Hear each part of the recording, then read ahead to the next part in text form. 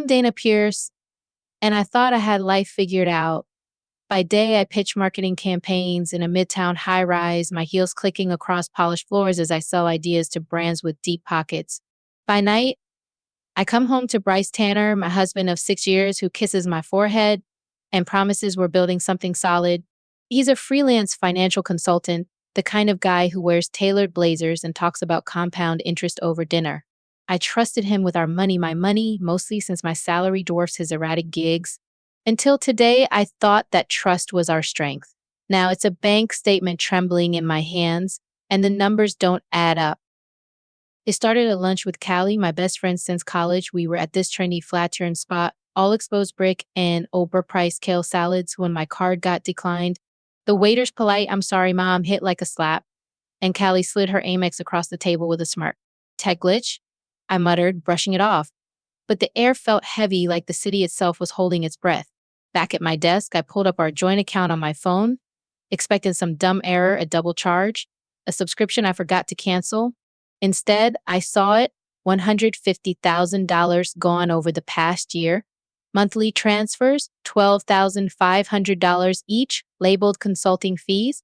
My consulting fees don't go there. My chest tightened, the hum of the office fading to a dull roar. I printed the statement because I needed to feel it, to hold the proof that my life wasn't what I thought. The paper crinkled in my grip as I traced the dates: March 2024, April, all the way to last week. Bryce had been siphoning us dry while I pitched campaigns for luxury skincare, and he smiled across the dinner table saying, "We're good, babe." The stale coffee from lunch lingered on my tongue, bitter as the realization sinking in. I'd been funding his lie, and I didn't even know it. My phone buzzed on the desk, Bryce's name lighting up the screen. I stared at it, my thumb hovering, until I swiped to answer. "Hey, babe," he said, his voice smooth as ever, "just heading out to meet Theo for drinks. Back late, okay?" Theo, his Thursday ritual for months, drinks at some downtown bar, shooting the breeze about markets and clients. I'd never question it. Sure, I managed my voice steady despite the quake in my hands.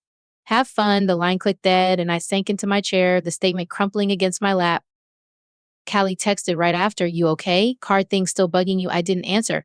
I called her instead, pacing to the office window where Manhattan glittered below, all glass and ambition. "Dana, what's up?" she said, her voice sharp with concern. I could hear the clink of dishes. She was probably at her apartment, cooking something elaborate like always. I checked the account, I said, the words tasting like ash. "Bryce has been taking money. A lot of it, $150,000. She sucked in a breath. "What?" "Dana, that's not a typo. That's theft." Her words landed hard, stripping away the last shred of denial. "He's my husband," I said, voice tight. He wouldn't, but I trailed off because he would. He had. The evidence was right there, ink bleeding into my fingertips. "Where is he now?" she asked. "Out with Theo," I said, staring at the city lights like every Thursday.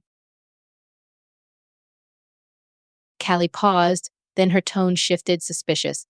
"Every Thursday. For months. Dana, that's a pattern." "You sure he's with Theo?" My stomach dropped. I hadn't thought to doubt it, not the drinks, not the casual way he tossed out Theo's name like a shield. "I'll call you back," I said, hanging up before she could argue. The office was quiet now, just the hum, the HVAC, and the distant honk of taxis 16 floors below. I sank to the floor by my desk, the carpet rough against my knees, and opened my banking app again. Transaction history glowed on the screen, each line a cut deeper into the life I thought we had. I didn't cry, not yet. Instead, a cold knot formed in my chest, tight and unyielding.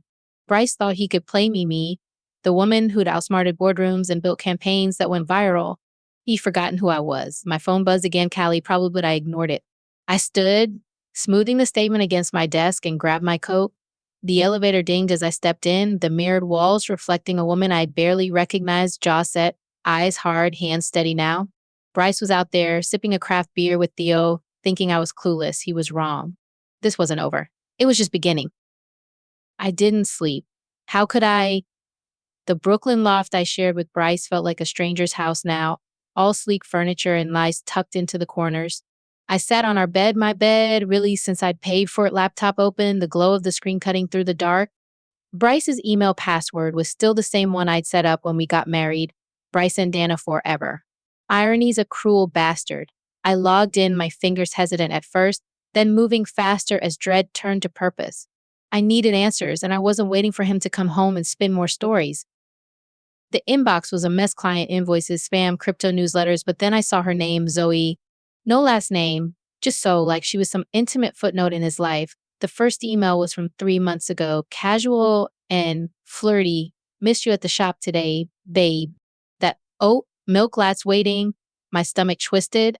I clicked through more, hundreds of them, a digital trail of my husband's betrayal. Hotel receipts from the ace in NoHo, Venmo payments labeled coffee, but hitting $500 of a FOP, promises of a fresh start once one's got enough saved. Saved from what? Me? Our joint account? I pulled up the bank app. Again, those consulting fees matched the dates of his payments to her. My money. My life funding his escape. One email made my breath catch. Dana's overbearing, always on me about work. Just a few more months, Zoe, and we're free. You're my real future. Overbearing, I'd been busting my ass at the firm, pitching campaigns while he played house with some barista. I opened a browser tab and searched her name, Zoe, barista, Williamsburg. Her Instagram popped up, dark hair, wide smile, a selfie with a shiny new watch caption, manifesting dreams, one latte at a time. Clueless eyes stared back at me, and I hated her. Then I hated myself for not seeing it sooner. The loft was silent, just the faint hum of the fridge and the occasional siren wailing down Flatbush Avenue. My hands shook as I grabbed my phone and scrolled to Theo's number. Bryce's Thursday drinks buddy, his alibi for months. It was late past midnight, but I didn't care. I hit call, holding my breath as it rang. Dana? Theo's voice came through, groggy and confused. It's late, you okay? Hey, Theo, I said, forcing a laugh that sounded hollow even to me. Just mixed up my days. Bryce said, he's out with you tonight. How's it going? Silence stretched on the line, thick and heavy. Drinks. Theo said finally, I've been in Chicago for a trade show. Left 2 weeks ago. Haven't seen Bryce since, God, early February. The room tilted. I gripped the phone tighter, my knuckles whitening. Oh, right? I said, my voice a thin thread. My mistake. Take care out there. I hung up before he could ask questions, my pulse hammering in my ears. Chicago. Not some downtown bar with overpriced IPAs. Bryce had been lying about Theo for weeks, months, maybe. I scrolled back through Zoe's emails, piecing it together. Thursdays weren't drinks with Theo. They were nights with her. Hotel rooms, late dinners, my money buying her that damn watch while I sat home grading pitch decks. How could I be so naive? I built my career on reading people, clients, trends, data, and missed the con right under my nose. My laptop pinged new email in Bryce's inbox. From Zoe, can't wait for tomorrow. You're the best, babe. Tomorrow. Thursday. Another drinks with Theo. Rage surged through me, hot and sharp, drowning out the humiliation. He thought I was a mark, a paycheck to siphon while he played house with her. But he'd forgotten something. I'm not just the wife who trusts too much. I'm the woman who outsmarted C-suite execs to land six-figure contracts. I don't break, I strategize. I closed the laptop, the click loud in the empty room. Zoe's selfie lingered in my mind, those naive eyes, that watch glinting on her wrist. She didn't know who she was dealing with either. My phone buzzed. Callie again, you didn't call back? What's happening? I typed a quick reply. Found more, worse than we thought. Meet me tomorrow. Then I stood, the hardwood cold under my bare feet, and walked to the window. The city stretched out below, a grid of lights and secrets. Bryce was out there, sipping wine or whispering lies, thinking he'd won. He hadn't. Not yet. I turned back to the bed, the bank statement still crumpled on the duvet. This wasn't just about money anymore. It was personal. Morning came too fast, the sun slicing through the loft's blinds like an accusation. I hadn't slept, not really, just a restless haze of Zoe's emails looping in my head and Bryce's lies clawing at my gut. He stumbled and past 2 a.m., reeking of gin and excuses, and I had lain still, pretending to sleep while his snores filled the room. Now he was in the shower, humming some tune like nothing was wrong, and I was on my third coffee, the mug warm against my palms. I needed a plan, and I needed Callie. We met at a dim Williamsburg coffee shop, the kind with mismatched chairs and baristas who looked too cool to care. The air smelled of roasted beans and rain. Damp coats had been drizzling all morning, a gray shroud over the city. Callie slid into the seat across from me, her nails tapping the scratched table as I opened my laptop. Show me, she said, no preamble. I pulled up Bryce's emails, the bank transfers, Zoe's Instagram, every damning piece I collected overnight. Her eyes widened, then narrowed. He's a leech, she said, voice low and fierce. 15 grand a month. Dana, that's your salary. He's bleeding dry. I know, I said, the words bitter on my tongue. The espresso I'd ordered sat untouched, its sharp scent curling up between us. And he's promising her a future with it, my future. Kylie leaned forward, her dark curls brushing the table. So what's the move? You can't just let him keep this up. I shook my head, a cold resolve settling in my chest. I won't. But I need to hit him where it hurts, and I need it to stick. That's why I called Alina. Elena Martinez was a lawyer I'd met through a pro bono campaign last year, smart, ruthless, and the head of a nonprofit that helps women claw their lives back from men like Bryce. She joined us 10 minutes later, her trench coat dripping as she shook out an umbrella. Caught me between the positions, she said, sliding into a chair. What's the emergency? I handed her my phone with the bank statements open. Her brows lifted as she scrolled, as she whistled softly. This is your income, Dana. He's got no claim to it, not legally. We can freeze the account, redirect what's left to a secure spot. My nonprofit could use it perfectly above board. Redirect it. Callie asked, a grin tugging at her lips. You mean drain him dry? Elena smirked. Exactly. It's restitution, not theft. He misappropriated her funds. We're just reclaiming them. I nodded, the idea sparking something alive in me. I want every cent he's stolen plus whatever he's planning next. Can we do it quietly? Elena tapped her pen against the table. With the right paperwork, yeah. I'll need a data file. You'll have to keep him in the dark till then. I could do that. I'd been playing the oblivious wife for months without knowing it now. I'd just be better at the game. The coffee shop buzzed around us, clinking cups, muffled laughter, but my focus was razor sharp. He's a parasite, Callie said, echoing her text from last night. Make him pay. Oh, he will, I replied, my voice steady now. Just not how he expects. Elena slid me a business card. Text me tonight with the account details. We'll start tomorrow. I tucked it into my bag, the weight of the plan grounding me. Back home, Bryce was sprawled on our couch, scrolling his phone in sweatpants. The loft smelled faintly of his cedar cologne, a scent I used to love. Hey, babe, he said, glancing up with that easy grin. Theo flaked tonight, so I'm all yours. My stomach churned, but I smiled back, channeling every ounce of control. Lucky me, I said, crossing to the kitchen. How about I make us dinner? His grin widened. You're the best. What's on the menu? Pasta, I said, pulling a pot from the cabinet. The clatter of metal steadied my hands. I chopped garlic, the sharp tang filling the air while he rambled about some client's portfolio. I nodded along, stirring the sauce. My mind miles away on Elena's plan, on Zoe's naive smile, on the moment Bryce would realize he'd lost. You okay? He asked, suddenly behind me, his arm brushing mine. I didn't flinch. Perfect, I said, turning to kiss his cheek. Just perfect. He bought it, sinking back onto the couch. I plated the food, my smile a mask. Tonight, I'd let him think he was safe. Tomorrow, I'd start breaking his world apart. The next day, I walked into Zoe's Williamsburg coffee shop like I owned it, head high, portfolio in hand, a marketing strategist on a mission. The place was all exposed beams, an indie playlist, the hiss of the espresso machine cutting through the murmur of hipsters and remote workers. Zoe stood behind the counter, her dark hair pulled into a messy bun, that shiny watch glinting under the pendant lights. She didn't know me, but I knew her every Venmo payment, every flirty email, every lie Bryce had fed her. I'd set this up through my firm, a fake call-up pitch for her shop's social media. She smiled as I approached, all professional charm. Dana, right? From Pierce Company. That's me, I said, matching her smile watt for watt. We sat at a corner table, the wood scratched from years of use, and I flipped open my portfolio. Your proposal's solid, I said, sliding over some mock-ups I'd thrown together last night. Especially the Instagram strategy, very aspirational. Her grin widened, pride lighting her eyes. Thanks, I actually wrote that part myself. I nodded, leaning in. It shows. Speaking of Instagram, I pulled out my phone, casual as anything, and opened her latest post, that watch, captioned about manifesting dreams. This is gorgeous, Cartier, right? She touched it unconsciously, a flicker of nerves crossing her face. Yeah, a gift from someone special. I tilted my head, all innocence. Must be very special. Those run about $15,000, don't they?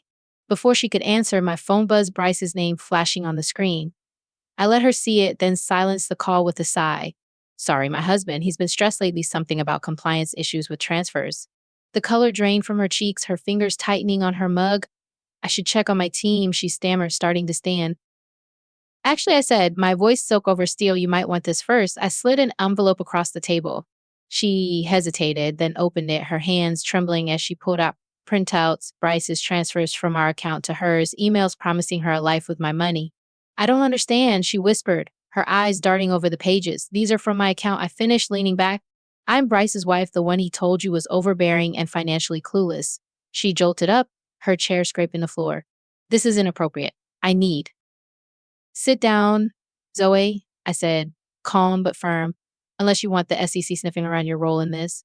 Fraud's a messy word. She sank back, her breath shallow. I didn't know, she said softly. He told me it was his money, his investments. I pulled out another page, Elena's legal rundown.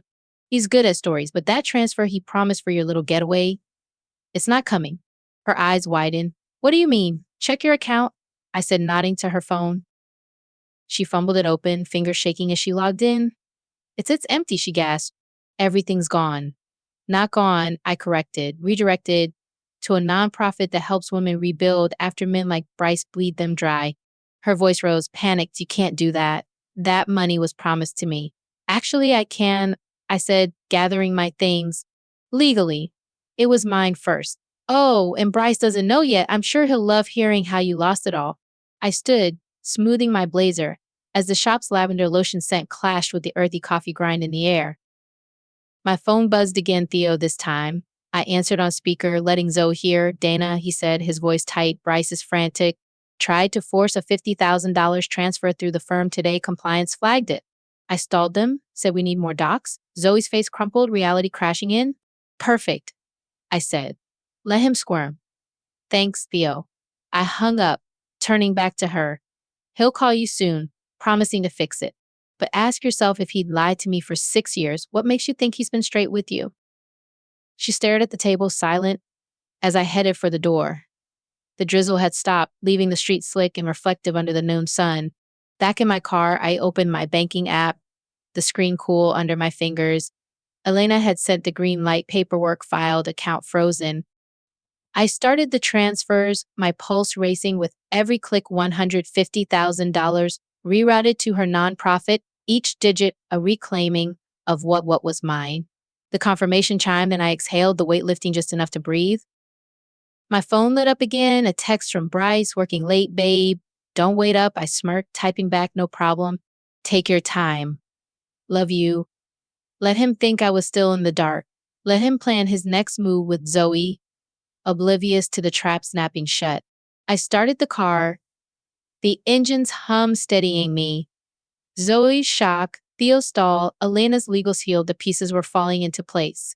Bryce had spent a year building his house of cards, thinking I'd never look. He'd forgotten the first rule of marketing, know your audience. And I knew exactly how to make him pay. Bryce came home like a storm breaking. I was in the kitchen, stirring a pot of soup I'd made to keep my hands busy, when the loft's door slammed open. The cedar tang of his cologne hit me first, sour now, mixed with the sweat of a man unraveling. What the hell did you do? He roared, his voice bouncing off the exposed brick.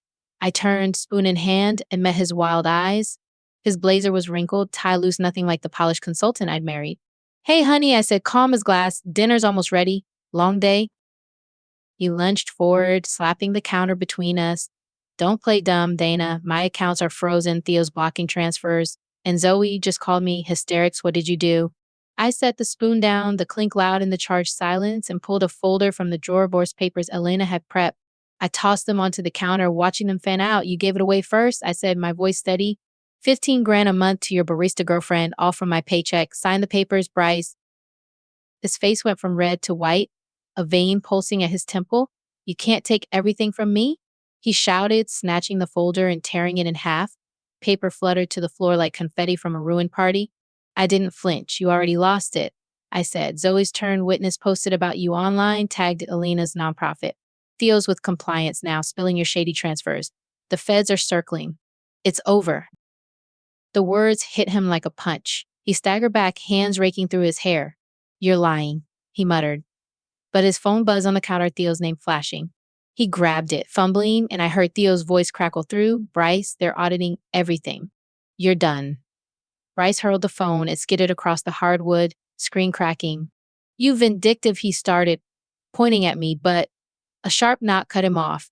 The door creaked open, and 2 men in suits stepped in, badges glinting. Bryce Tanner, one said. Feds, we've got questions about your firm's wire transfers. He froze, eyes darting between me and them. I need my lawyer, he stammered. Of course, the other agent said, voice dry. Call him from downtown. They led him out, his protest fading down the hall. I stood there, the soup simmering behind me, its thyme scent soft against the chaos. My phone buzzed. A text from Callie. Zoe's post is viral. Feds at your place yet? I typed back, just left with Bryce. It's done. The loft felt too big now, too quiet, but I didn't cry. I'd cried enough 6 years ago when I thought I'd found forever. An hour later, I sat on the fire escape with Callie and Elena, the metal cold and damp under my jeans. The city sparkled below, a grid of light stretching toward the horizon. Callie handed me a beer, the bottle sweating in the March chill. So what now, Dana? She asked, her voice soft but curious. I took a sip, the bitter fizz grounding me. Now I make sure no one else falls for a Bryce, I said. Elena nodded, her trench coat rustling as she leaned against the railing. The nonprofits got the funds $150,000 thanks to you. We're launching a campaign tomorrow, financial literacy, red flags, the works. Want in? I looked out at the skyline, the distant hum of traffic weaving through the night. Yeah, I said finally, I'm in. My phone buzzed again, news alert. Nike financial consultant faces fraud probe after wife's discovery. Zoe's doing. Probably she turned out to be sharper than I thought, weaponizing her Instagram to expose him. I didn't smile, but something loosened in my chest. Bryce had spent a year thinking he'd outsmarted me, but he'd forgotten who I was, the woman who turned data into dollars, trust into triumph. The fire escape creaked as Callie shifted. You okay? She asked. I tilted my head, considering. Better than okay, I said. Not whole yet, but getting there. Alina squeezed my shoulder.